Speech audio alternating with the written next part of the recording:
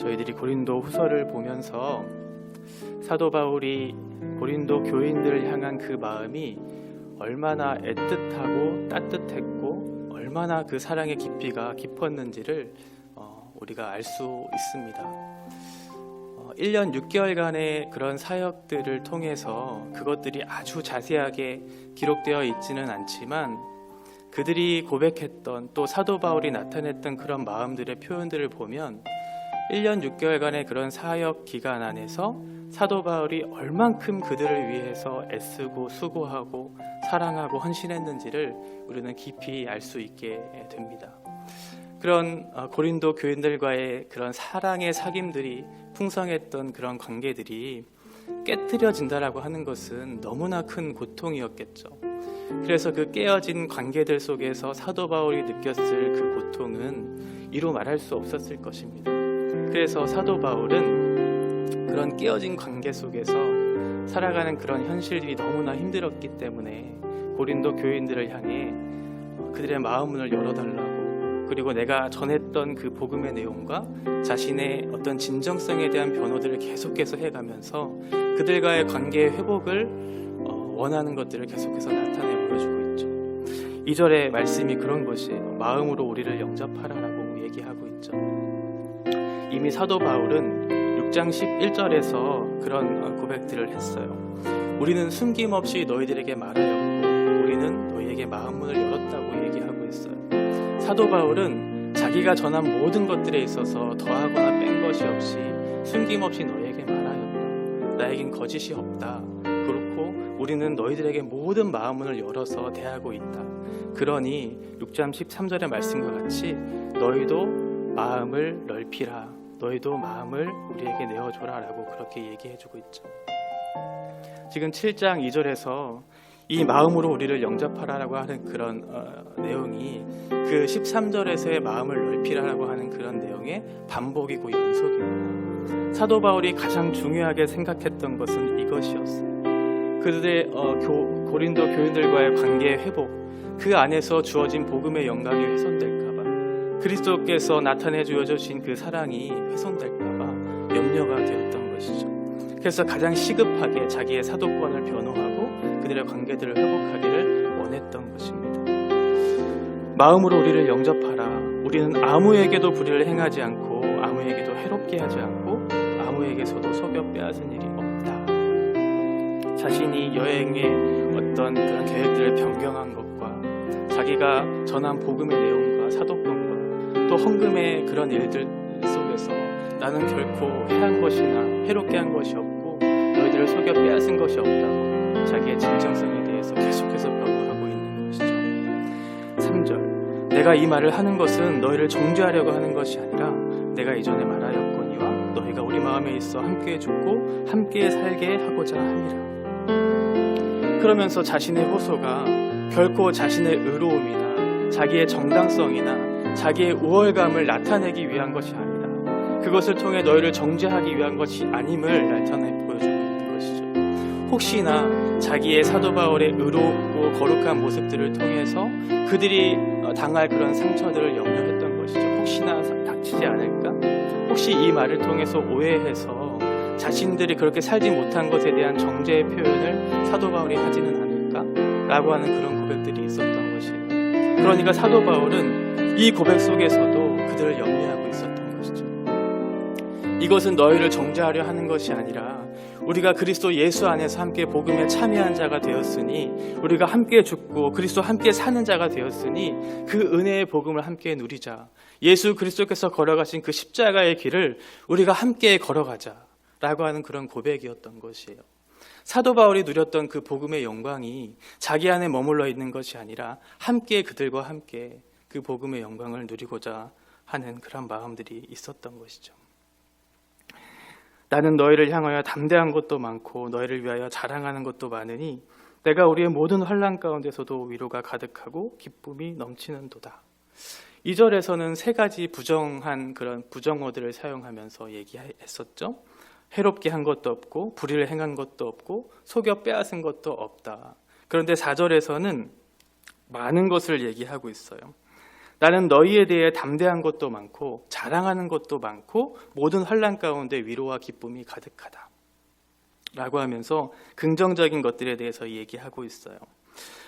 너희를 향한 담대함이라고 하는 이 표현이 조금 애매할 수 있겠죠. 그런데 이 공동 번역에 보면 이것을 믿으며라고 그렇게 얘기하고 있고, 표준 새 번역에 보면 이것을 확신을 두고라고 하는 그런 표현을 하고 있어요. 그러니까 너희에 대한 내가 담대함이 많다라고 하는 것은 신뢰에 대한 표현이겠죠.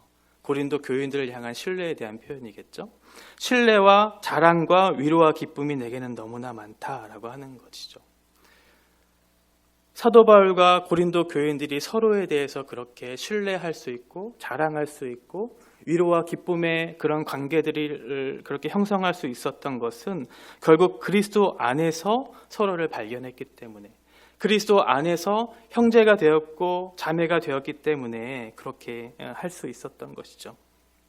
그러니 너희는 마음문을 열고 함께 이 길들을 걸어가자라고 하는 사도 바울의 그 호소가 담겨져 있어요. 마치 사랑하는 사람을 위해서 간절한 마음으로 마음을 이렇게 조마조마하면서 나에게도 마음을 좀 열어달라고, 나의 마음은 진심이고 내가 말한 것도 진심이니 너도 나에게 마음문을 열어달라고 그렇게 호소하고 있습니다.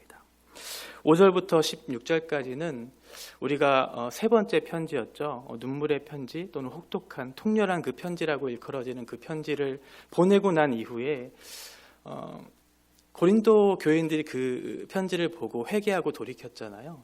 그 회개하고 돌이킨 것에 대한 사도 바울의 어떤 기쁨의 표현들이 5절부터 16절까지 기록되어 있습니다.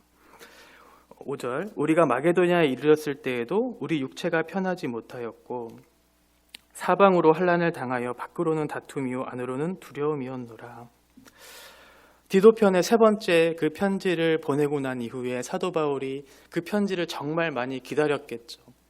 내가 보낸 그 편지의 내용이 그들의 문제에 대해서 지적하는 것들도 있었을 것이고 좋은 내용이 담겨져 있지 않았으니 얼마나 염려되고 걱정하는 마음이 있었겠어요. 그렇게 기다렸던 디도의 그 편지 소식을 듣고자 했지만 결국은 드로아에서 그를 만나지 못하고 나중에 마게도냐에서 만나게 되었죠. 드로아에서 복음의 그 사역들이 너무나 잘 되었지만 사도 바울은 여전히 마음에 근심이 있었던 것이죠. 여전히 내 마음의 한켠에 고린도 교인들을 향한 그 마음이 있었던 것이에요. 그들이 혹여나 다치지 않을까, 그들이 거짓 교사들의 꾀임에 넘어가서 이 복음을 왜곡하고 그 가운데 그리스도를 버리진 않을까, 그런 모든 복음에 대한 훼손들의 마음들의 걱정들이 있었기 때문에 그 마음에 그런 평안함이 없었던 것 같아요. 뿐만 아니라 그 육체에 대한 그런 고통들도 있었죠. 선교하면서 많이 자지 못하고 먹지 못했을 거예요. 그리고 아시아에서 당했을 생명의 여러 가지 위협들도 있었을 것이고요. 그리고 심령에 있어서도 2장 13절에 보시면 내가 내 형제 디도를 만나지 못함으로 내 심령이 편하지 못하여 그들을 작별하고 마게도냐로 갔노라. 그러니까 마게도냐로 갈 때에도 그 디도편에 보낸 그 편지에 대한 응답이 없으므로 매우 근심한 마음이 있었던 거예요. 또한 외적으로는 다툼이 있었죠. 적대자들이 계속해서 사도 바울을 공격했어요. 사도권에 대해서. 내적으로도 디도에 대한 마음이 있었기 때문에 외적으로나 내적으로나 두려움과 고통이 있었던 그런 상황들을 묘사하고 있습니다. 그런데 6절에서 이렇게 얘기해요. 그러나 낙심한 자들을 위로하시는 하나님이 디도가 om으로 우리를 위로하셨다. 위로하시는 주체는 하나님이시죠. 디도가 와서 물론 위로가 되었지만 우리의 위로의 주체가 되시는, 위로의 소망이 되시는 분은 바로 하나님이세요. 그 디도가 왔다는 소식을 듣고 그 디도편에 들려진 고린도 교회에 회개하는 내용들을 듣고서 사도 바울이 너무나 기뻤던 거예요. 그의 마음에 위로함이 있었던 것이죠. 7절, 그가 온 것뿐 아니라 오직 그가 너희에게서 받은 그 위로로 위로했다. 그가 온 것도 너무나 기뻤지만 고린도 교인들이 디도를 받아준 것에 대한 그런 기쁨도 있었던 거예요. 그런 것에 대한 위로가 또 한편으로 사도 바울에게 위로가 됐다라고 얘기하고 있는 것이죠. 너희의 사모함과 애통함과 나를 위하여 열심히 있는 것을 우리에게 보고함으로 나를 더욱 기쁘게 하였다. 고린도 교인들이 복음에 대한 사모함이 있었어요. 죄에 대한 애통해야 하는, 회개하는 마음이 있었고 바울을 그리워하는 그런 열심들이 있었기 때문에 사도 바울의 마음은 너무나 기뻤던 것이죠. 고린도 교인들이 내가 전했던 그 복음의 내용들이 그들이 그 복음 안에 잘 서 있었구나. 여러 가지 공격들이 있었지만 그들이 복음 안에 잘 있었구나. 내가 보낸 그 편지의 내용들을 듣고 보고 회개하고 하나님 앞에 서기를 힘쓰고 있구나 라고 하는 그런 소식들을 듣고 사도 바울은 매우 기쁜 마음들을 느꼈던 거예요. 8절, 그러므로 내가 편지로 너희를 근심하게 한 것을 후회하였으나 지금은 후회하지 아니함은 그 편지가 너희로 잠시만 근심하게 한 줄을 알미라. 사도 바울은 근심했겠죠. 그 편지의 내용이 너무나 고통스러운 내용들이었기 때문에 그랬을 거예요. 사도 바울은 조마조마하면서 혹시나 다치지 않을까, 부모가 자식을 혼낼 때에도 그 잘못에 대해서는 분명히 꾸짖어야 하겠는데 그 아이가 혹시나 그것으로 인해서 상처를 받지는 않을까라고 하는 그런 부모의 심정들이 있잖아요. 사도 바울도 그랬던 것 같아요. 그들의 잘못된 것들을 분명히 얘기해주고 고칠 수 있도록, 돌이킬 수 있도록 여지를 주고 용기를 북돋아줘야 하는데 혹시나 이 말로 인해서 상처를 받지는 않을까라고 하는 그런 근심들이 있었죠. 그런데 지금은 그것들에 대한 후회함을 말하고 있지 않아요. 왜냐하면 9절, 내가 지금 기뻐함은 너희로 근심하게 한 까닭이 아니라 도리어 너희가 근심함으로 회개함에 이른 까닭이다. 너희가 하나님의 뜻대로 근심하게 된 것은 우리에게서 아무 해도 받지 않게 하려 함이라. 그러니까 어떤 사랑하는 사람이 힘들어하는 모습을 보면서 기뻐하는 사람은 이 세상에 아무도 없겠죠. 그런데 사도 바울이 이 근심하게 한 것으로 인해서 잠시 근심했지만 지금은 근심하지 않는 것은, 왜냐하면 너희들이 이 내용을 듣고 나서 하나님께로 회개했기 때문에, 돌이켰기 때문에 내가 지금은 근심하지 않는다 라고 그렇게 얘기하고 있어요. 이것이 목회자들이 또는 교사들이 또는 우리 캠프장님들이 느낄 수 있는 가장 큰 기쁨이 아닐까, 그런 생각을 해봤어요. 복음 안에 잘 서 있지 못했던 혹은 떠나 있었던 그 사람이 다시 그 말씀을 듣고 붙들고 하나님 앞에 몸부림치고 돌아오고자 하는 그 모습을 보면서 그 영혼이 얼마나 아름답고 존귀한가, 너무나 감사하고 기쁘지 않겠어요?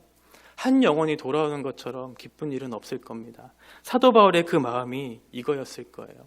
한 영혼이 주님 앞에 서려고 몸부림치고 회개하고 돌이켜서 주님 앞에 나아가고자 하는 그 모습을 보면서 주체할 수 없는 그 기쁨을 느꼈던 거죠. 10절, 하나님의 뜻대로 하는 근심은 후회할 것이 없는 구원에 이르게 하는 회개를 이루는 것이다.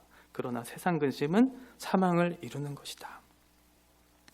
하나님께서 우리에게 하시는 그 근심은 여러 가지가 있을 수 있겠지만 우리의 존재에 대한 어떤 생각들을 하게 될 수도 있잖아요.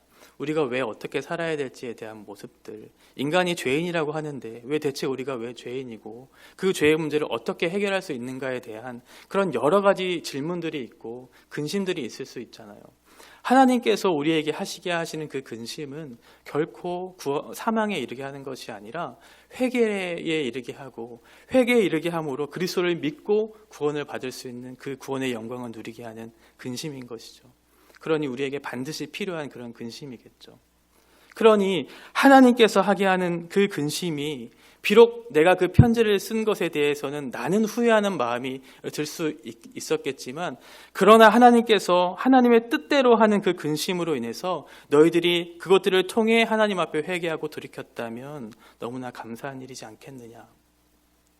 그러나 세상이 주는 그런 근심은 반드시 사망에 이르게 될 뿐이다 라고 얘기해요. 세상이 주는 근심은 언제나 우리의 어떤 잘잘못에 대한 후회를 이렇게 가져오게 되죠.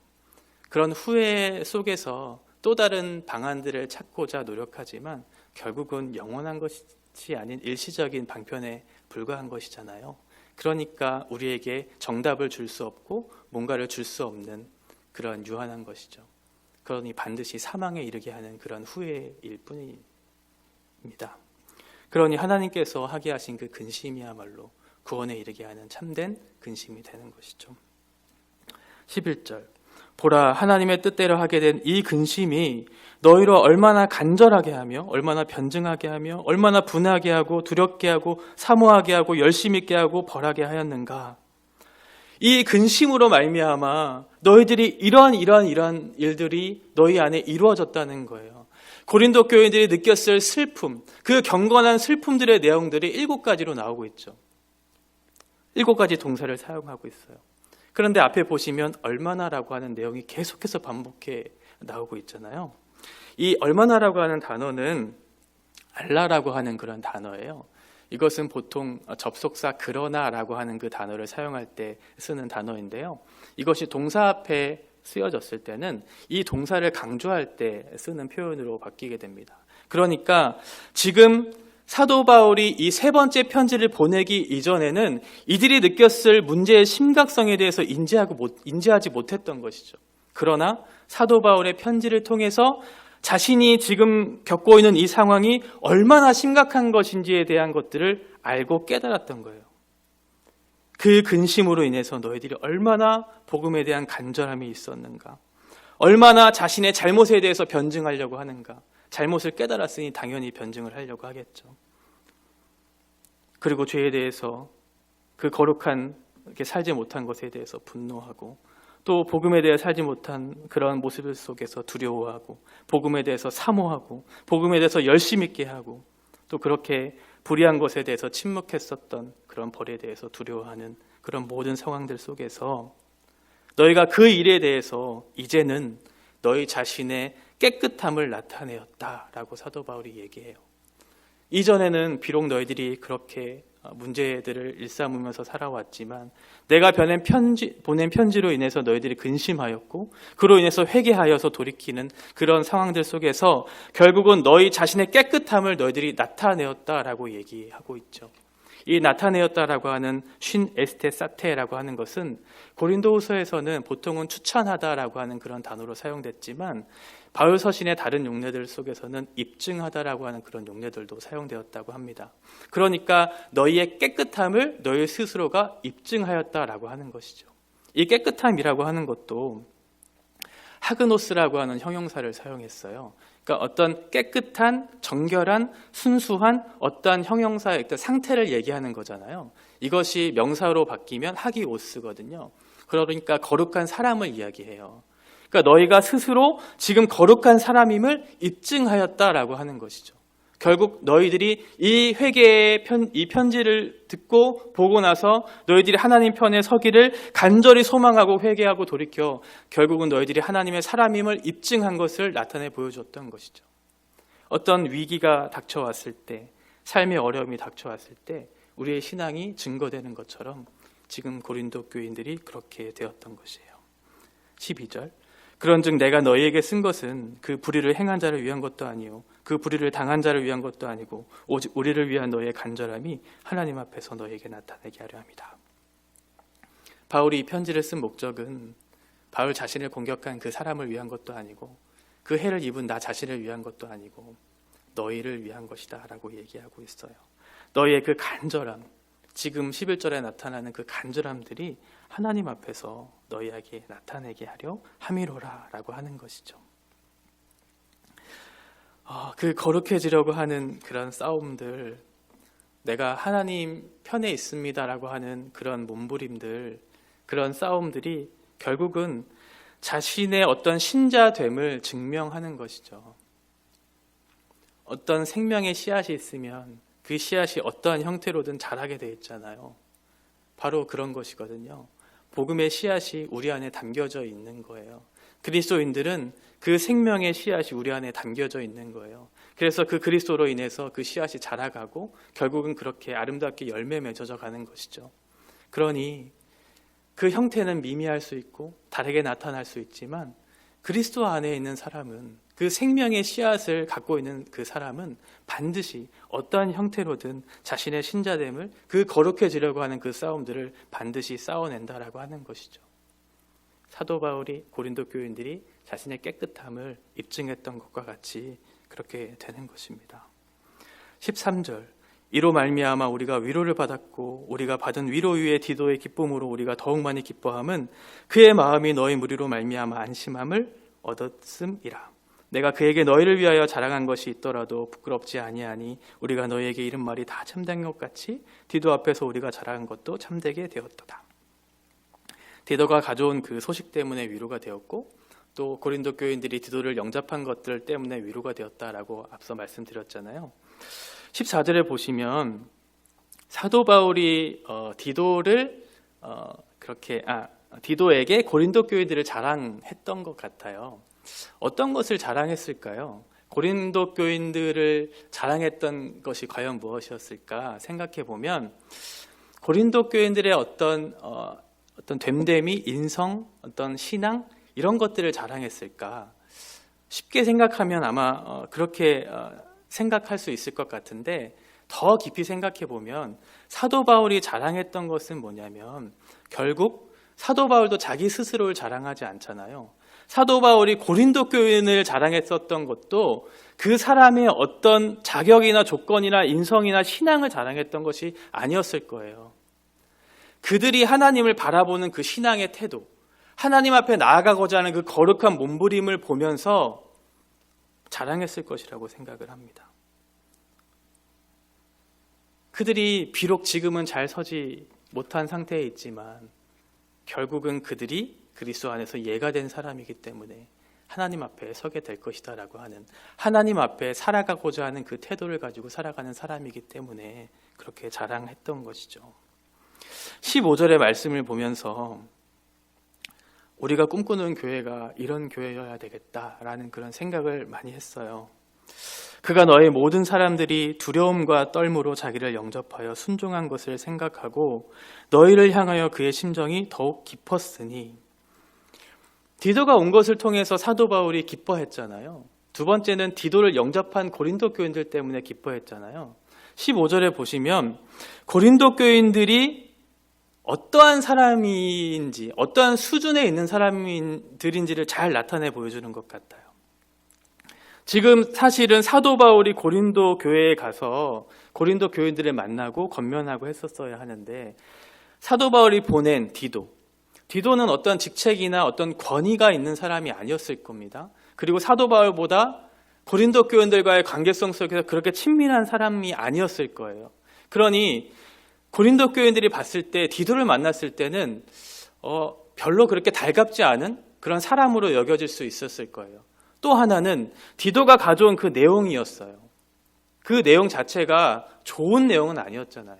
너희들의 문제에 대해서 질책하고 돌이키라라고 하는 그런 내용을 디도가 가지고 왔을 때 고린도 교인들이 과연 디도를 받고 그 내용을 보고 그렇게 회개하고 돌이킬 수 있었던 것은 고린도 교인들의 수준을 나타내 보여주는 것이라고 생각을 합니다. 어떠한 사람이 오는가가 중요한 것이 아니라 그 사람을 통해서 주어진 하나님의 말씀의 내용을 보았던 것이죠. 디도는 고린도 교인들이 인정할 만한 그런 사람이 아닐 수도 있었어요. 그런데 그 내용을 보고 그를 영접하고 두렵고 떨리는 마음으로 하나님의 말씀을 받았던 것이죠. 이게 정말 중요한 내용이라고 생각해요. 우리는 어쩔 수 없이 한 목회자를 통해서 하나님의 말씀을 듣기 때문에 하나님이 우리 안에 눈으로 보이는 분이 아니기 때문에 결국은 훌륭한 목회자들을 바라보고 의지하고 소망하고 그에게 기대어서 그것들을 판단하고 따라가는 일들이 너무나 많이 있을 수 있다는 것이죠. 훌륭한 목회자, 훌륭한 교회가 우리에게 주어졌다는 사실은 너무나 복입니다. 너무나 감사한 일이지만 결국 우리가 바라봐야 할 대상은 하나님이심을 우리가 잊으면 안 돼요. 우리의 위로의 주체가 되시는 하나님이 우리의 위로고 우리의 소망이지 어떤 한 목회자나 어떤 특정한 인물을 통해서 주어지는 어떤 위로와 소망과 기대는 영원하지 않고 일시적일 뿐이며 충분하지 않다는 사실을 기억해야 합니다. 고린도 교인들은 그 하나님의 말씀을 받고 그 내용을 보고 돌이키고 회개했다는 사실을 기억해야 합니다. 내가 범사에 너희를 신뢰하게 된 것을 기뻐하노라. 고린도 교인들을 향한 그 그 사도 바울의 자랑이 있었죠. 왜냐하면 그리스도 안에서 서로를 신뢰하였고 서로를 인정하였고 서로를 위로하였고 서로의 자랑이 되는 관계가 되었기 때문에 그런 것입니다. 제가 신학을 해야 될까라고 하는 그런 인생의 가장 중요한 기로에 서 있었을 때 정말 진리에 대한, 예배에 대한 간절함과 사모함이 있었던 때가 있었어요. 그래서 그 예배 가운데 주어지는 그 진리로 말미암는 그 영광과 은혜의 풍성함이 내 안에 너무나 간절한 마음으로 있어서 그 예배를 사모하고 그 안에서 하나님의 은혜를 풍성히 누리기를 간절히 그렇게 기도하며 살아왔던 그 때가 있었습니다. 그때 제가 가장 은혜가 되었던 것은 예배 가운데 하나님의 말씀이었던 것 같아요.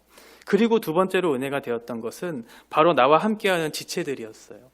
그런 지체들과의 만남 속에서, 그 주일에 만나는 지체들과의 만남 속에서 한 주간을 살아가는 삶을 나눌 때 내가 하나님의 말씀을 가지고 이렇게 살아내려고 했는데 나의 연약함과 부족함으로 인해서 실패하고 좌절하고 넘어졌다. 그러나 다시 한번 주님을 붙들고 살아내려고 하는 그런 고백들을 할 때 너무나 위로가 되는 거예요.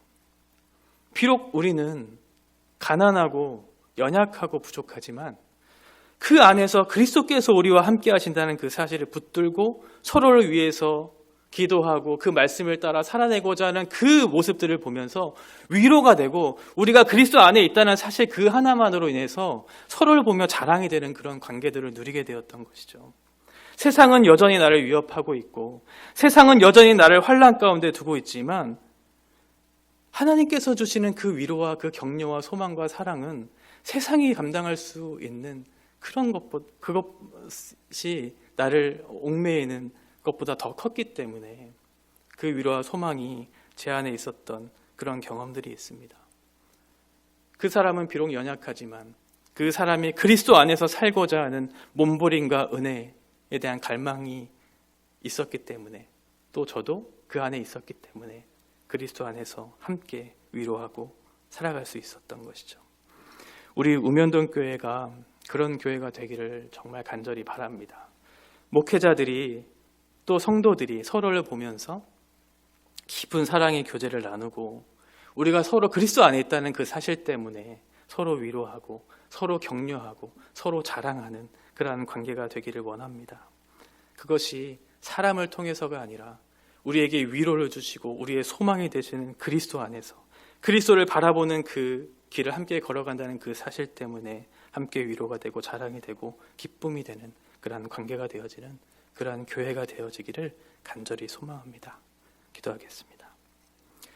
하나님 아버지, 주님의 은혜를 감사합니다.